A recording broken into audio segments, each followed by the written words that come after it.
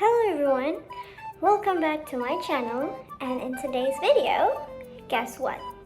We will be learning something very interesting. It's called SFL. Systemic Functional Linguistics is an approach to language study developed by Michael Halliday.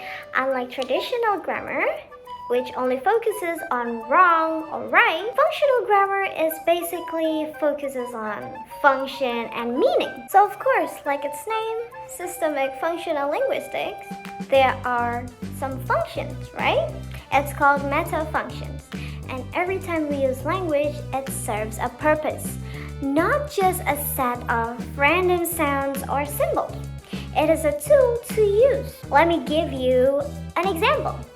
Let's say the professor delivered a lecture in the hall. In metafunction, it is divided into three. The ideational, which is share info, it focuses on the action of teaching and the people involved, more like who did that. And then there's interpersonal or relationship. It is a statement, declarative. The speaker is simply providing a fact to the audience. The last one is called textual or organization. The theme is the professor, because this tells the listener that the person and the most important in the sentence is the professor. Now you guys know already about metafunction. Let's move on into the transitivity system. How language actually represents our experience of the world. So there are basically 6 different processes. So let's dig into them. The first one is the material process of doing. So it's something that you can see, for like running or walking or kicking, something like that. The key participants of material process are actor, someone who does it, and the goal, the one affected. For example, the student wrote an essay. The student recognized as the actor. It's the one who wrote, or the process. And then the essay, an essay is the goal. So that's how material process. Move on to the mental process, which is sensing. It's something you can't see. It's stuck in your mind, thinking or loving, something that you feel. The key participants are sensor, the one feeling, and the phenomenon. For example, Bella understands the lesson. Bella is the sensor. Understands is the process of the mental. The lesson, which is phenomenon. So there's mental process. Relational process is like being and having. These are used to identify or describe things. They don't show action, but status. So the key participants for the relational process are carrier and attribute, description, or identify and identifier. For example, SFL is interesting. SFL is the career, is the process, and interesting, the attribute. So what is something interesting? The career, SFL. Moving on with the fourth one, verbal process, saying. It's something that you say. It involves the exchange of information through speaking or writing. The key participants for verbal process are sayer, of course someone who said it, the receiver, someone who listens, and verbiage, what was said. Move on to the example.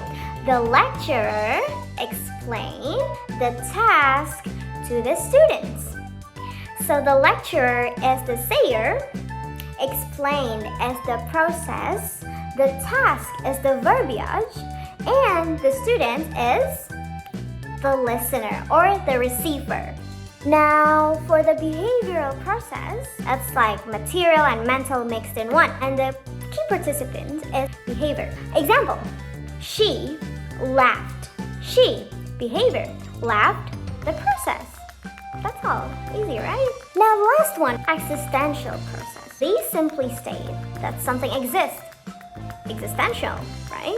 Key participant is existent. The example, there is a book on the table. There is counts as the process, and a book on the table is the existent. So it's simply just existing. Enough with the transitivity system. Let's go with the mood system.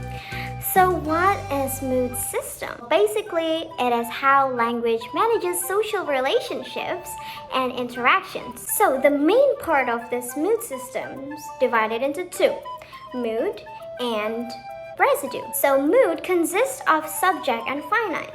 As you guys know, subject is the entity and finite is part of the verb. Meanwhile, residue itself consists of predicator and complement. Predicator describes what is happening, how does it felt, or what is being said. Complement is an element, usually a noun phrase, and tend to become a subject but isn't. So it's just a complement. There are three mood types: declarative, which is a statement; interrogative, which is a question; and imperative, which is command.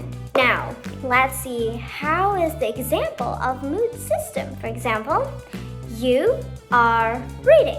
You, the subject, are reading. The finite. Let's have another example. The students conducted a survey.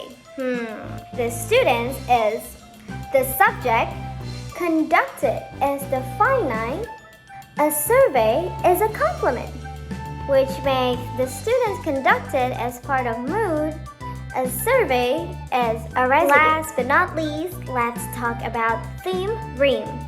Theme rhyme is how the message is organized and flavored. The textual meaning. There are two main parts.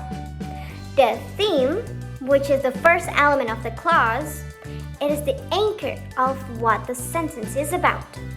And rhyme is something or everything that follows the theme. So after a theme, then it's all a rhyme. Okay, let's look at the example.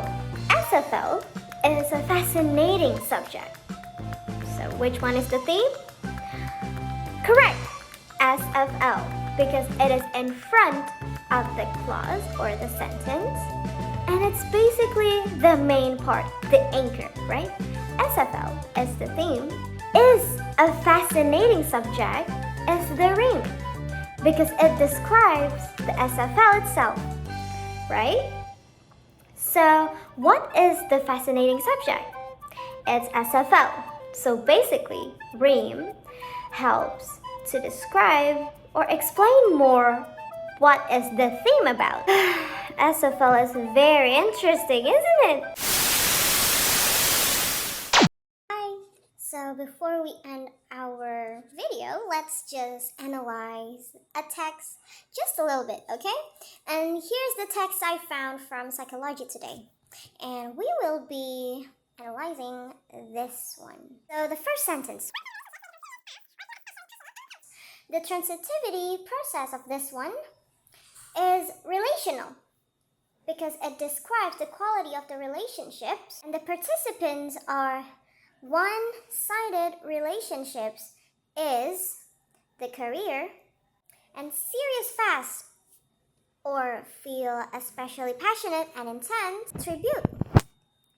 Okay, and the process is may become.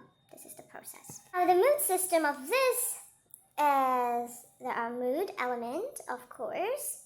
One-sided relationship is the subject, and the finite is may.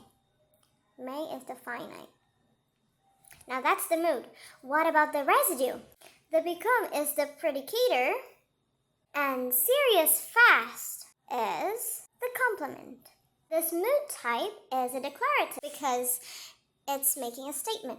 The second sentence, which is the...